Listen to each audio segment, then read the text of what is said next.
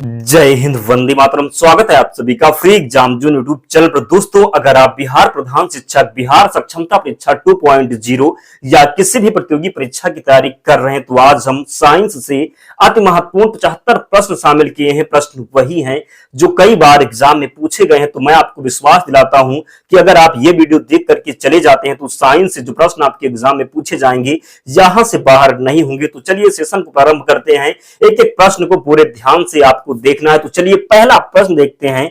प्रकाश वर्ष किसकी इकाई है? बात कर ले, प्रकाश वर्ष किसकी इकाई है? तो दूरी की। किसकी? तो दूरी की। लंबाई की न्यूनतम इकाई क्या है? फर्मी इसका राइट आंसर है। तीसरा प्रश्न है, कार्य करने की क्षमता को कहते हैं। तो कार्य करने की क्षमता को ऊर्जा कहते हैं। क्या कहते हैं? तो कार्य करने की क्षमता को ऊर्जा कहते हैं। यहां पर दे देता कार्य करने की शक्ति को, तो कार्य करने की शक्ति को दर कहते हैं और कार्य करने की क्षमता को ऊर्जा कहते हैं। ध्यान रखिएगा। चौथा प्रश्न है, फैराड किसका मात्रक है? इसका राइट आंसर हो जाता धारिता की। स्पष्ट दृष्टि की न्यूनतम दूरी कितनी है? 25 सेंटीमीटर। कितनी? तो 25 सेंटीमीटर। समतल दर्पण की वक्रता त्रिज्या होती है अनंत पर। किस पर? तो अनंत पर। अगला प्रश्न है, आइरिस के मध्य वाले छोटे छिद्र को कहते हैं, पुतली कहते हैं। क्या? तो पुतली। मनुष्य के स्वस्थ नेत्र में प्रतिबिंब बनता है। कहां पर बनता है? तो रेटिना पर। किस पर? मनुष्य के स्वस्थ नेत्र में प्रतिबिंब बनता है, रेटिना पर बनता है। ध्यान रखिएगा, कई बार प्रश्न पूछा गया है। फैदोमीटर का उपयोग किसके मापने में किया जाता है? तो फैदोमीटर का उपयोग किया जाता है महासागर की गहराई मापने में। किसमें? तो महासागर की गहराई मापने में फैदोमीटर का प्रयोग किया जाता है। शरीर की सबसे बड़ी ग्रंथि लीवर हो जाएगी। कौन सी? तो लीवर हो जाएगी शरीर की सबसे बड़ी ग्रंथि। शरीर का ताप कर्म नियंत्रित होता है हाइपोथैलेमस में। कहां पर? तो हाइपोथैलेमस शरीर का ताप क्रम नियंत्रित करता है। ध्यान रखिएगा। एक स्वस्थ मनुष्य का रक्तचाप कितना होता है? तो 120/80 होता। कितना? कई बार यह प्रश्न पूछा गया है, तो 120/80 कर देना राइट हो जाएगा। अगला प्रश्न है, रक्त में ग्लूकोज की मात्रा नियंत्रित करता है तो कौन? इंसुलिन। कौन? तो रक्त में ग्लूकोज की मात्रा किसके द्वारा नियंत्रित की जाती है? तो इंसुलिन के द्वारा। उच्च रक्तचाप को कहते हैं हाइपरटेंशन। क्या? तो हाइपरटेंशन कहते हैं उच्च रक्तचाप को। फेफड़ा किस आकार का होता है? तो आपका जो फेफड़ा होता है ये शंकुआकार होता है। किस आकार का होता है? तो शंकु के आकार का होता है। अगला प्रश्न है, क्वेश्चन नंबर 16 है, हार्मोन शब्द किसने दिया है? बात कर लें, हार्मोन शब्द किसने दिया है? तो वेलिस एवं स्टारलिंग ने। किसने? तो वेलिस एवं स्टारलिंग ने। किसका दृष्टि क्षेत्र सबसे अधिक है? तो उत्तल दर्पण का। दोस्तों, हमने इसमें केमिस्ट्री, फिजिक्स, बायोलॉजी के जो प्रश्न आपके एग्जाम में कई बार पूछे गए हैं, केवल हमने उन्हीं प्रश्नों को शामिल किया है। एक भी प्रश्न ऐसा नहीं है जो आपके एग्जाम में पूछा ना गया हो। इसलिए आपको पूरे ध्यान से एक एक प्रश्न को नोट करना है, तभी आपको प्रश्न याद होगा और प्रश्न आपके एग्जाम में निश्चित ही देखने को मिलेगा। ये मैं आपको विश्वास दिलाता हूं। इसलिए पूरे ध्यान से, पूरे एकाग्रचित होकर के आपको बैठ करके देखना है, तभी आपसे प्रश्न आपके एग्जाम में गलत होने के चांस बिल्कुल भी नहीं रहेंगे। चंद्रमा पर वायुमंडल न होने का कारण है तो पलायन वेग। क्या? तो पलायन वेग। अगला प्रश्न है, यदि किसी सरल लोलक की लंबाई 4% बढ़ा दी जाए तो उसका आवर्तकाल क्या होगा? तो 2% बढ़ जाएगा। ध्यान रखिएगा। एक लड़की झूला झूल रही है, उसके पास एक अन्य लड़की आकर बैठ जाती है तो झूले का आवर्तकाल अपरिवर्तित रहेगा। सीधा प्रश्न बनता है, कई बार पूछा गया है, तो जरूर ध्यान रखिएगा। हम रेडियो की घुंडी घुमाकर विभिन्न स्टेशनों के प्रोग्राम सुनते हैं, यह संभव है। किसके कारण संभव है? तो अनुनाद के कारण। सीधा सीधा प्रश्न पूछा जाता है, ध्यान रखिएगा। अगला प्रश्न है, वेंचुरीमीटर से क्या ज्ञात करते हैं? फैदोमीटर मैंने बताया जिससे समुद्र की गहराई मापते हैं, और एक ये प्रश्न है, वेंचुरीमीटर से क्या ज्ञात करते हैं? जल के प्रवाह की दर। सीधा बनता है प्रश्न एग्जाम में, ध्यान रखना। वेंचुरीमीटर से क्या ज्ञात करते हैं? तो जल के प्रवाह की दर। ध्यान रखिएगा। क्वेश्चन नंबर 23 है, चौराहों पर पानी के फुहारे में गेंद नाचती रहती है क्योंकि पानी का वेग अधिक होने से दाब घट जाता है। इस कारण चौराहों पर पानी के फुहारे में गेंद नाचती रहती है। ध्यान रखिएगा। क्वेश्चन नंबर 24 है, यदि द्रव्यमान परिवर्तित हुए बिना पृथ्वी अपनी वर्तमान त्रिज्या की सिकुड़ कर आधी जाए तो दिन होगा। कितने घंटे का दिन होगा? तो केवल 12 घंटे का दिन होगा। ध्यान रखिएगा। अगला प्रश्न है, क्वेश्चन नंबर 25 है, यदि किसी पिंड को पृथ्वी से 11.2 किलोमीटर प्रति सेकंड के वेग से फेंका जाए तो पिंड क्या होगा? पिंड का अगर आप किसी वस्तु को या फिर किसी चीज को आप 11.2 किलोमीटर सेकंड के वेग से फेंकते हैं तो क्या होगा? वो पृथ्वी पर कभी लौटेगा नहीं, उसको क्या कहेंगे? तो पलायन कर जाएगा वो। यदि किसी पिंड को पृथ्वी से 11.2 किलोमीटर सेकंड के वेग से फेंका जाए तो पिंड का क्या होगा? पृथ्वी पर कभी नहीं लौटेगा, वो पलायन कर जाएगा। ध्यान रखिएगा। अगला प्रश्न है, उपग्रह में समय ज्ञात करने के लिए अंतरिक्ष यात्री को क्या प्रयोग करना चाहिए? स्प्रिंग घड़ी। कौन सी घड़ी? तो स्प्रिंग घड़ी। अगला प्रश्न है, यदि पृथ्वी की त्रिज्या 1% कम हो जाए किंतु द्रव्यमान वही रहे तो पृथ्वी का तल गुरुत्व त्वरण क्या होगा? तो 2% घट जाएगा। ध्यान रखिएगा। दाब का मात्रक कई बार पूछा गया, प्रश्न नंबर 28 है। दाब का मात्रक आपसे पूछा गया है, क्या होगा? पास्कल होगा। क्वेश्चन नंबर 29 है, खाना पकाने का बर्तन होना चाहिए तो उच्च विशिष्ट होना चाहिए। क्या होना चाहिए? तो उच्च विशिष्ट होना चाहिए। क्वेश्चन नंबर 30 है, ऊष्मा का निम्न चालकता का झरने में जब जल ऊंचाई से गिरता है तो उसका ताप बढ़ जाता है। क्या होता है? तो बढ़ जाता है। ध्यान रखिएगा। केल्विन तापमापी में बर्फ का गलनांक होता है तो -0 डिग्री केल्विन। ध्यान रखिएगा। क्वेश्चन नंबर 32 है, बॉटनी शब्द की उत्पत्ति किस भाषा के शब्द से हुई है? तो बॉटनी शब्द की उत्पत्ति हुई है ग्रीक भाषा से। किस भाषा से? तो ग्रीक भाषा से। ध्यान रखिएगा। अगला प्रश्न है, क्यूरी किसकी इकाई का नाम है? तो क्यूरी जो है ये रेडियो एक्टिव धर्मिता की इकाई का नाम है। ध्यान रखिएगा। किस रंग की तरंगदैर्घ्य सबसे कम होती है? तो बैगनी इसका राइट आंसर है। कमरे में रखे रेफ्रिजरेटर का दरवाजा खोल दिया जाता है तो कमरे का ताप क्या हो जाएगा? क्या प्रभाव होगा? तो बढ़ जाएगा। यदि कमरे में रखे रेफ्रिजरेटर का दरवाजा खोल दिया जाता है तो कमरे का ताप बढ़ जाएगा। दोस्तों, जिसने भी अब तक वीडियो को लाइक नहीं किया है, प्लीज आपसे रिक्वेस्ट है आप लोग वीडियो को जरूर लाइक कर दें, क्योंकि हमने वही प्रश्न आपके लिए कलेक्ट किया है जो कई बार आपके एग्जाम में पूछे गए हैं। एक भी प्रश्न ऐसा नहीं है जो आपके एग्जाम में ना पूछा गया हो, इसलिए पूरे ध्यान से देखना है और वीडियो को जरूर लाइक करना है। और चैनल पर नए हैं तो चैनल को सब्सक्राइब कर लेना, क्योंकि बहुत कम समय में आपके जितने भी प्रश्न पूछे गए सभी को कंप्लीट करवा दिया जाएगा। तो प्लीज आप लोग सेशन को जरूर लाइक करें। इंद्रधनुष में कितने रंग होते हैं? तो 7 रंग होते हैं। ध्यान रखिएगा। पेंडुलम का आवर्तकाल क्या होता है? तो 2 सेकंड। क्या होता है? तो 2 सेकंड। एक मिश्र धातु है तो स्टील एक मिश्र धातु है। निम्नलिखित में से कौन सी ईंधन गैस नहीं है? तो हास गैस हो जाएगी। निम्नलिखित में से कौन सा तत्व प्रबल क्षारीय ऑक्साइड बनाता है जब ऑक्सीजन में जलता है? तो इसका राइट आंसर है सोडियम। रिएक्टर स्केल किसके नापने में प्रयोग होता है? तो भूकंप की तीव्रता। किसके मापने में? तो भूकंप की तीव्रता। एक हमने बताया फेदोमीटर समुद्र की गहराई, वेंचुरी मीटर बताया है जल के प्रवाह की दर, एक बताया जो रिएक्टर स्केल भूकंप तीव्रता। ध्यान रखिएगा। अगला प्रश्न है, डायनामाइट के आविष्कारक निम्नलिखित में से कौन है? तो अल्फ्रेड नोबेल। चिकित्सा वाह युद्ध में उपयोग के लिए किन किरणों पर नवीनतम अनुसंधान हो रहा है? तो लेजर किरणों पर। किस पर? तो लेजर किरणों पर।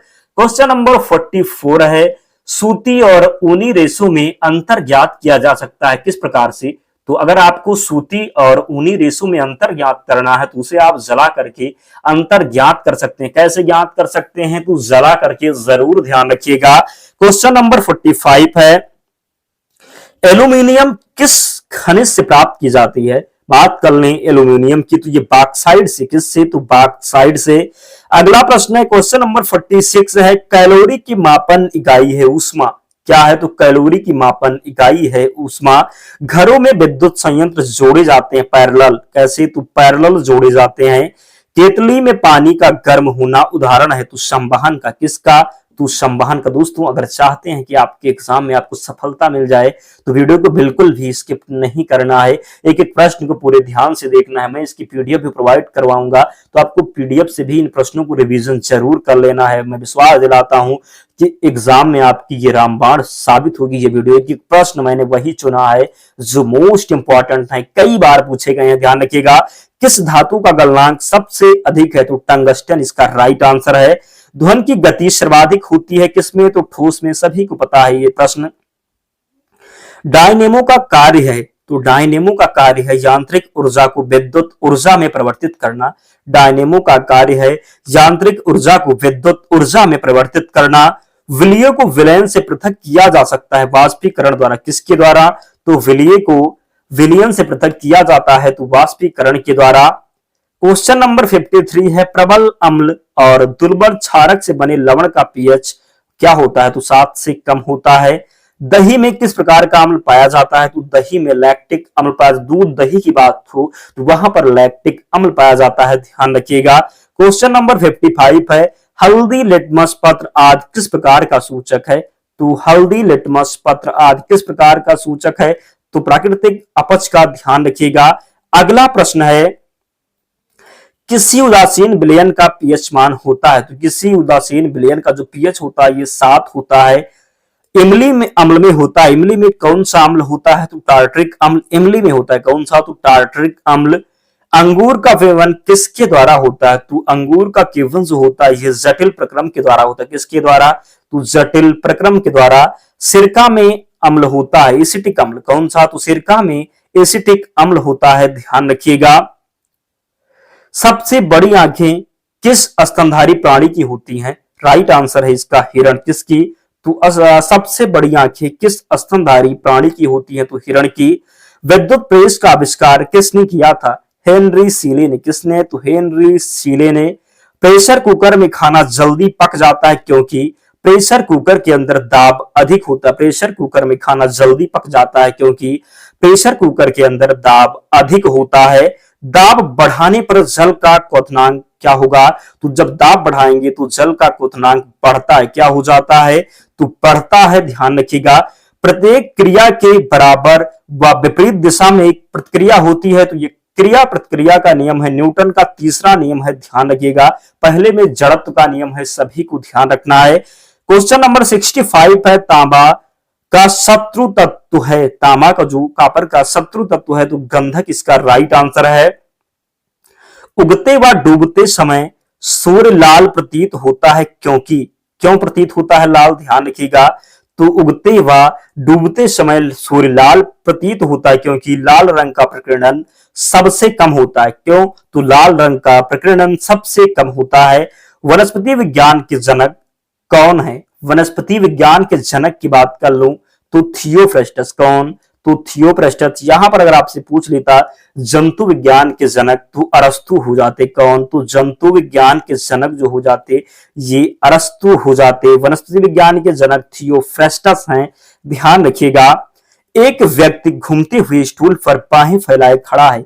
एकाएक वह बाहें सिकोड़ लेता है तो स्टूल का कोणीय वेग पर क्या प्रभाव होगा? तो बढ़ जाएगा। क्या होगा? तो बढ़ जाएगा। क्वेश्चन नंबर 69 है, चंद्रमा पर वायुमंडल न होने का कारण है प्लायन वेग। क्या? तो प्लायन वेग मैंने आपको बताया जब किसी पिंड को आप 11.2 कितना? तो 11.2 किलोमीटर प्रति सेकंड की रफ्तार से जब आप उसको फेंकेंगे तो वो क्या होगा? तो वो प्लायन कर जाएगा, वो वापस लौटकर कभी नहीं आएगा। तो ध्यान रखिएगा। सबसे कठोर पदार्थ कौन सा? हीरा है। सभी को पता होगा, कई बार ये प्रश्न बना है आपके एग्जाम में। अगला प्रश्न है, क्वेश्चन नंबर 71 है, एक अश्व शक्ति के बराबर कितने वाट होते हैं? तो एक अश्व शक्ति के बराबर कितने वाट होते हैं? तो 746 वाट। कितने? तो 746 वाट, ध्यान रखिएगा। इंद्रधनुष के बीच का रंग कौन सा होता है? तो इंद्रधनुष के बीच का रंग होता है, इंद्रधनुष के बीच में हरा रंग होता है। कौन सा रंग होता है? तो इंद्रधनुष के बीच में हरा रंग होता है। स्ट्रेप्टोमाइसिन की खोज किसने की? तो वाक्समैन ने। किसने? तो वाक्समैन ने। ध्यान रखिए दोस्तों, प्रश्न जो है अंतिम छोर की तरफ है तो प्लीज आप लोग जिसने भी वीडियो को लाइक नहीं किया है प्लीज रिक्वेस्ट है आप लोग जरूर लाइक कर दें। बिना लाइक किए कोई नहीं जाएगा। वीडियो को लाइक कर दें और चैनल को सब्सक्राइब कर लें क्योंकि हम आपके लिए इतनी मेहनत करते हैं। वही प्रश्न एक एक प्रश्न मैंने चुना है जो प्रश्न आपके एग्जाम में पूछे गए हैं और निश्चित ही आगे आपके एग्जाम में पूछे जाएंगे। तो प्लीज आप का भी कर्तव्य बनता है आप लोग वीडियो को जरूर लाइक कर दें और चैनल को सब्सक्राइब करके हमारे साथ जुड़ जाएं। टेलीग्राम पर इसकी पीडीएफ भी प्रोवाइड करवाएंगे तो वहां पर भी ज्वाइन होकर पीडीएफ से एक बार रिवीजन जरूर कर लेना। अणु के कृत्रिम विभाजन की खोज किसने की थी? तो अणु के कृत्रिम विभाजन की खोज की थी फर्मी ने। किसने? तो फर्मी ने, ध्यान रखिएगा। हाइड्रोजन की खोज किसने की थी? कैम्ब्रिड्ज ने। किसने? तो कैम्ब्रिड्ज ने। गुणसूत्रों में विभाजन ना होकर जो किसको जो कोशिका विभाजन होता है उसे क्या कहते हैं? गुणसूत्र जो है गुणसूत्र विभाजन ना होकर जो कोशिका विभाजन होता है उसे असूत्री विभाजन कहते हैं। क्या कहते हैं? तो असूत्री विभाजन कहते हैं। आइनोस्फेयर की ऊंचाई किलोमीटर में है, तो 100 किलोमीटर। कितनी? तो 100 किलोमीटर। जो क्वेश्चन नंबर 78 है, नेत्र पर प्रकाश की मात्रा का नियमन करती है। नेत्र पर प्रकाश की मात्रा का नियमन करती है, तो इसका राइट आंसर हो जाता उपतारा। दोस्तों हमने इतने प्रश्न लिए थे, 78 प्रश्न थे। तो आप लोग कमेंट करके बताएं कि आपको वीडियो कैसी लगी, आपको प्रश्न कैसे लगे। अगर आपको वीडियो पसंद आई हो तो प्लीज लाइक कर देना, चैनल को सब्सक्राइब कर लेना, और इसकी पीडीएफ के लिए आप टेलीग्राम चैनल से जुड़ जाना। लिंक डिस्क्रिप्शन बॉक्स में है, या आप टेलीग्राम पर जाएंगे और वहां पर सर्च करेंगे फ्री एग्जाम जोन। क्या सर्च करना है? तो फ्री एग्जाम जोन सर्च करना है। वहां पर आपको चैनल मिल जाएगा, वहां पर आपको सारी पीडीएफ मिल जाएगी। तो मिलते हैं नेक्स्ट वीडियो में, तब तक पढ़ते रहिए, ध्यान रखिए अपना, स्वस्थ और सुरक्षित रहिए। जय हिंद।